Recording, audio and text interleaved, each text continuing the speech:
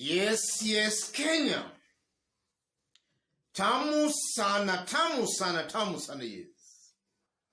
Some few days ago, Wafula Chebukati through St. Marjan suspended IEBC Vice CEO Ruto Kulundu. And that was seen as if Wafula Chebukati was just indirectly sacking the deputy CEO through St. Marjan. So today, High Court stopped Wafula Chebukati from actually sacking Ruto Kulundu. High Court reinstates Ruto Kulundu to IEBC.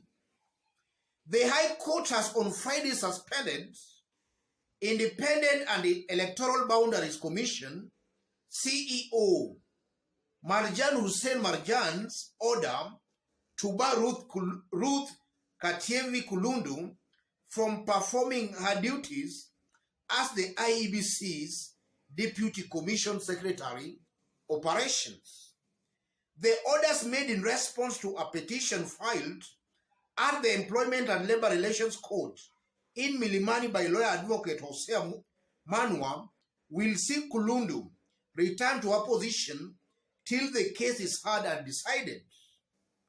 Kulundu's relationship with her colleagues has been strained since the disputed presidential election, where she was accused of scheduling a commission plenary meeting on August 26th without the CEO's consent. Marjan accused Kulundu in the interdiction letter of impersonation. That's the story. So the High Court has just stopped that suspension.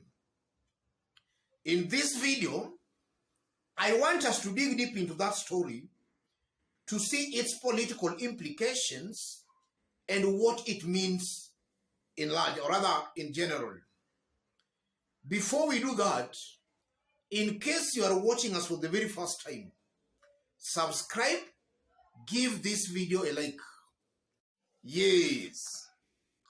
The first thing coming out clearly, that order by the High Court shows clearly that the lower courts are more independent than the apex court, the Supreme Court. Kulundu's suspension was definitely a good news to William Ruto and his team.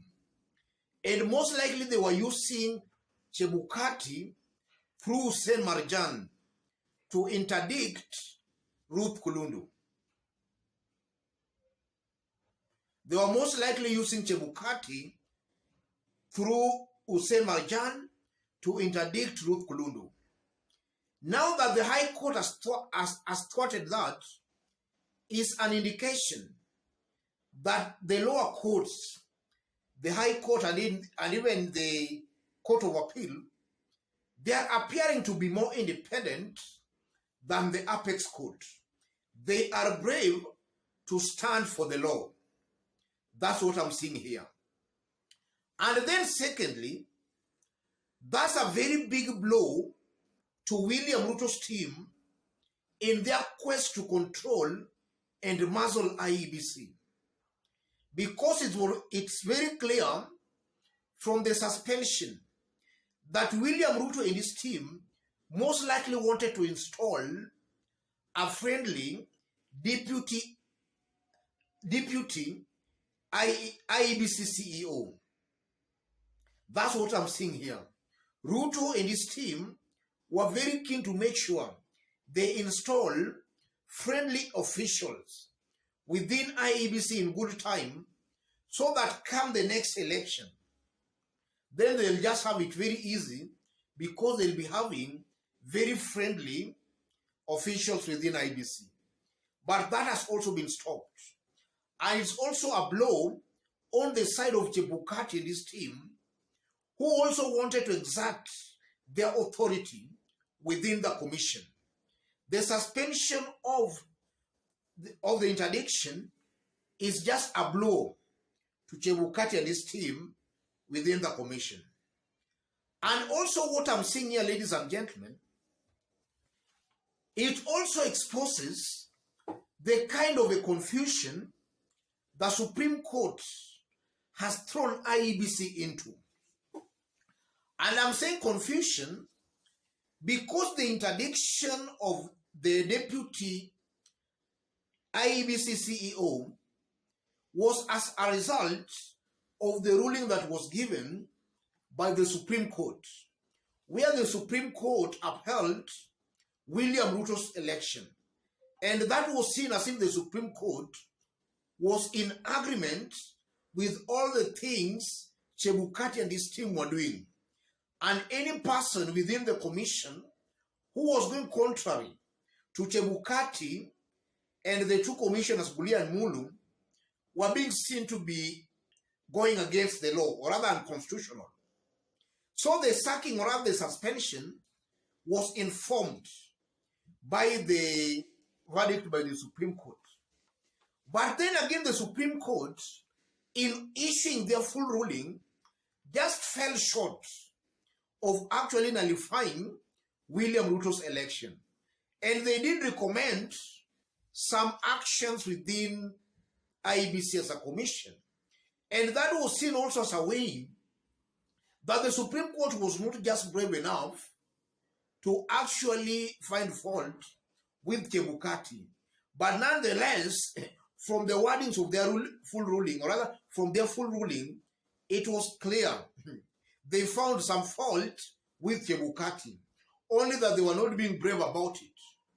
And that also created a perception that the Supreme Court was also confused. On one side, they are upholding William Ruto's election. Then on the other hand, it appears they are now finding fault with IEBC in making some serious recommendations. And that only just exposed the confusion within the Supreme Court. And that confusion has also created confusion within IEBC as a commission. That's what I'm seeing here, ladies and gentlemen.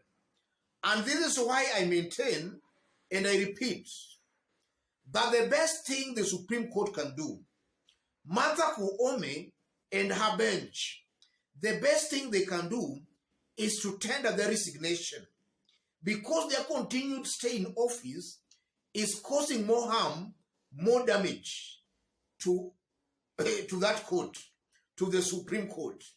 And it's actually painting a very bad image for the judiciary in general. And also, if you look at Martha Koome, yesterday Martha Koome and Mwiluchi, the Deputy Chief Justice, were captured live on camera, queuing to receive William Ruto. After which they were seen later in a photo in some parliament, in some waiting room within parliament.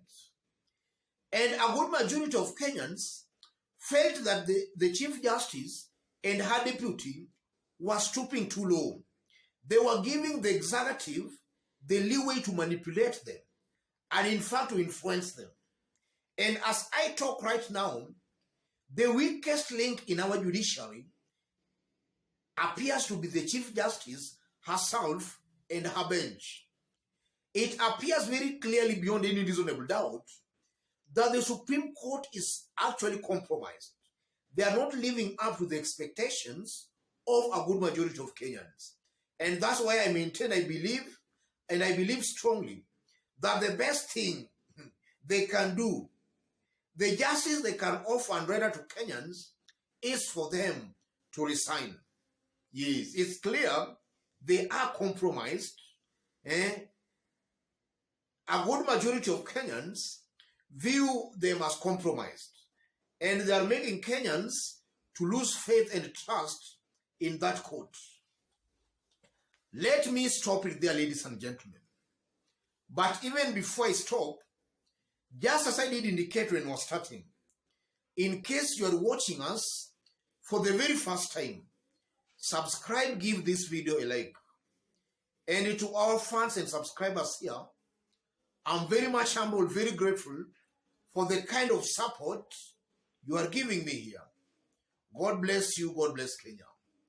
Any other person who wants to have a chat, a discussion, or even to share information with me, I've pinned my number on the comment section. Contact me through the number, or you can send any, or if you want to maybe support the channel, you can send your contribution or support to the number. God bless you. God bless Kenya. Let's meet in our next analysis. Thank you.